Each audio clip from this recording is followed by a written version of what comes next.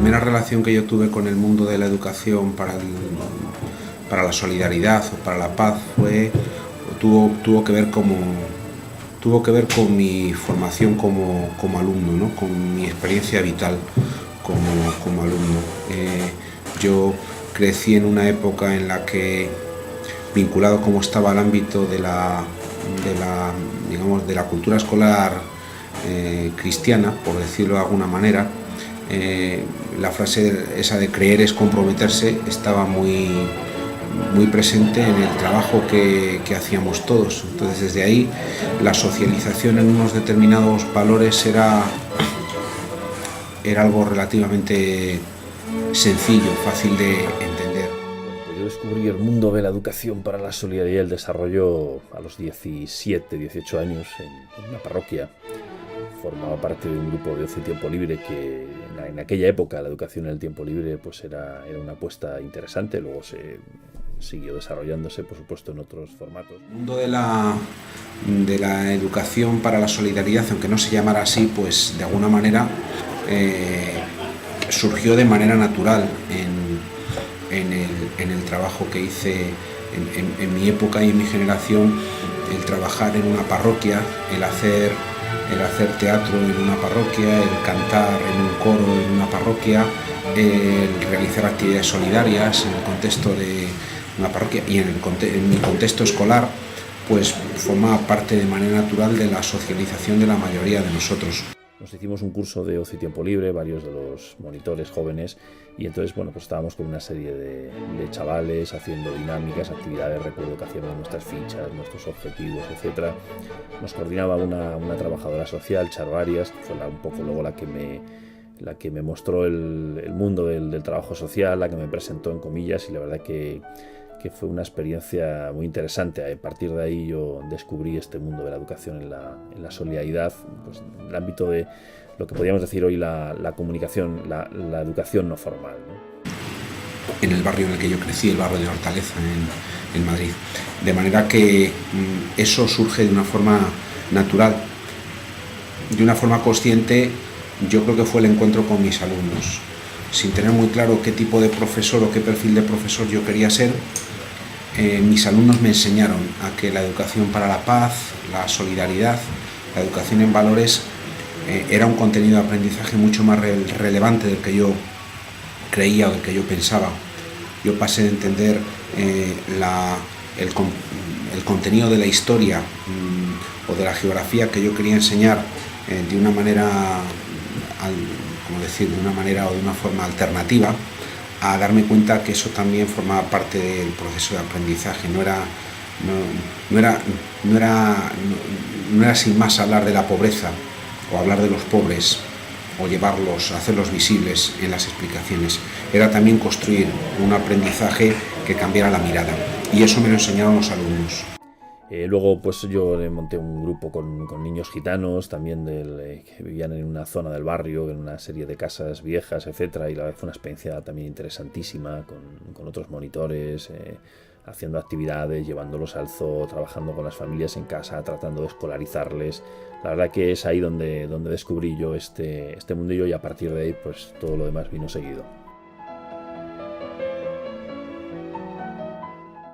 En cuanto a las personas que han marcado mi trayectoria como educador, yo citaría en primer lugar a dos profesores en la universidad que precisamente me enseñaron a hacer visible lo que en los libros y en los manuales y en la cultura académica no era visible, que fueron Mari Carmen García Nieto, que me llevó a Palomeras a hablar con las mujeres de Palomeras y a rescatar su historia, una historia básicamente oral, y a José María Jover, que me enseñó otra forma de entender la historia infinitamente más global. Yo creo que fue con él con el que adquirí un pensamiento global, una mirada global. Y luego yo tuve la inmensa suerte, nada más empezar mi trabajo como profesor, de coincidir con María Salas Larrazábal en proceso de formación de animadores socioculturales. Entonces, de alguna manera integré enseñanzas alternativas o educaciones alternativas, empezando por Pablo Freire o por Francisco Gutiérrez y otros autores que venían de América Latina y que María Salas, entre otras personas, fue una de las responsables de hacerlos visibles en España, pues los integré casi de forma natural en mi trabajo como docente. Me di cuenta que no era suficiente saber historia, no era suficiente enseñar historia, sino que había que utilizar otros recursos y otros medios para cambiar la mirada sobre la historia y sobre el mundo y sobre la geografía y sobre la realidad. La primera, mi madre. Mi madre era una mujer que para su época era profundamente activista. Yo recuerdo los años 72, 73, 74. Yo iba a un colegio público muy viejo, muy destartalado, con estufas de carbón, de estas que echaban humo, que estábamos ahumados en clase. Nosotros recuerdo que hacíamos concursos desde el pupitre y lanzábamos trocitos de las gomas Milán estas de borrar para que cayesen justamente en la estufa, y el olor ese, todavía recuerdo el olor a estufa, el olor a goma Milán que se iba quemando en los aros metálicos que tenían esas estufas, que tenían un tubo. Bueno, aquello era, hoy en día no cumpliría ninguna norma de seguridad e higiene en aquellas aulas, ¿no? El colegio estaba muy destartalado, los profesores eran, pues, algunos recuerdo con cariño, pero pocos. O sea, te pegaban unos guantazos impresionantes. A mí, yo la verdad que en eso me bandeaba bien, pero había algunos compañeros míos que los molían, pero incluso con un palo en la espalda. Esas personas debo mucho. Y luego, pues yo he tenido la inmensa suerte de aprender con otras muchas personas, entre las cuales se cuentan los profesores y profesoras de este curso, que llevamos juntos ya unos cuantos años, que a diario pues me enseñan y con los que compartimos aprendizajes y compartimos experiencias. En eso yo creo que he sido un privilegiado.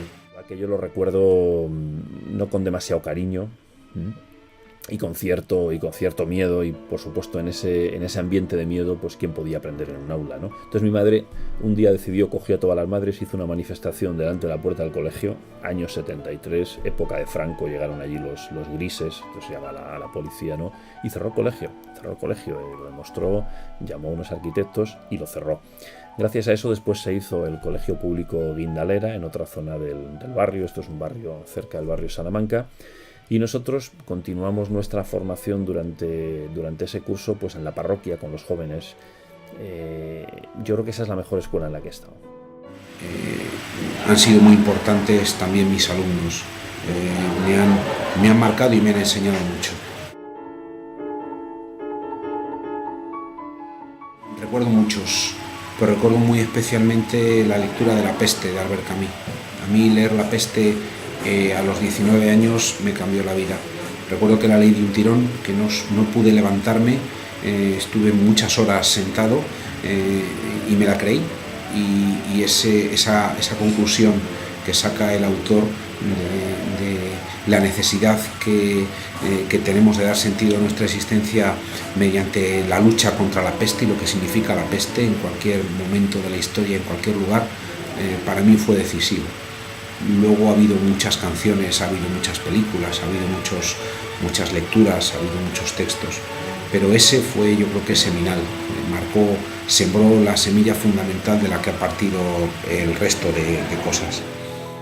Se me ocurre ahora un libro, además relativamente reciente, La vía para el desarrollo de la humanidad, de Edgar Morin, un pensador francés cuyas ideas han tenido y siguen teniendo bastante reconocimiento y bastante influencia, ¿no? Yo recuerdo una frase de él cuando estudiaba en comillas, trabajo social, que nos repetían mucho. Algún profesor decía: el hombre hace la sociedad que hace al hombre. Es decir, esa relación dialéctica entre el hombre y la sociedad nos hace a través del proceso de socialización, pero nosotros llega un momento que podemos llegar a ser agentes de cambio, y esto es lo que pretendemos con este curso. Formar capital humano, formar personas que transformen la sociedad, que somos nosotros, somos todos los alumnos, pero a su vez nosotros tenemos que formar personas que sigan transformando esa sociedad.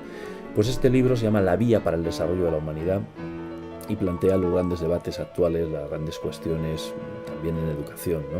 Es decir, ¿cuál es la vía, cuál es el camino para salir de este atolladero en el que estamos, este mercado, este capitalismo disparatado, esta situación de crisis? Edgar Morin apunta a muchas posibilidades y una de ellas se hace bastante eco de los movimientos de los indignados a nivel mundial. Él piensa que la vía es esa, que tenemos que apostar por esos movimientos, que tenemos que escuchar esas voces y esos planteamientos. Entonces yo os recomiendo ese libro.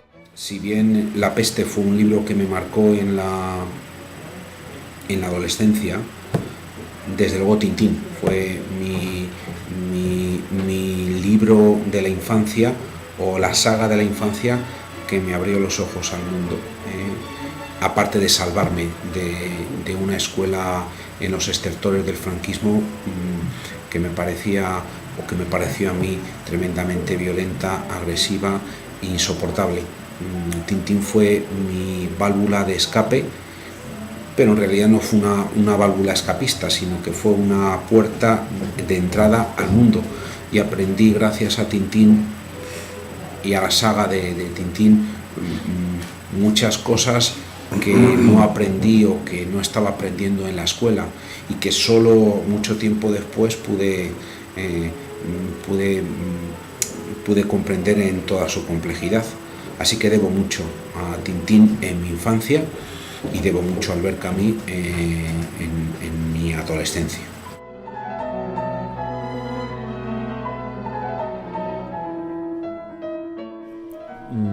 A ver, espacio, forma. Estoy pensando en un instrumento musical polifónico, una guitarra, un piano, con el que tienes varios timbres, varios sonidos, varias texturas, varias alturas, puedes construir infinidad de melodías.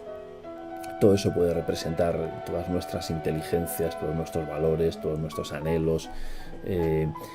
Yo lo visualizo a través de ahí, un instrumento que es capaz de producir algo bello, que es capaz de producir una melodía, de llegar a los corazones de las personas y de muchas veces transformar muchas situaciones con esas melodías. Entonces lo visualizo a través de ahí, y con diversos instrumentos pues puedes crear orquestas, ¿no? Y puedes crear sinfonías humanas muy bonitas. La educación para el desarrollo yo la visualizo como un puente, muy especialmente un puente que vi la primera vez que estuve en Colombia. Era un puente que era en Cundinamarca, en la provincia de Bogotá.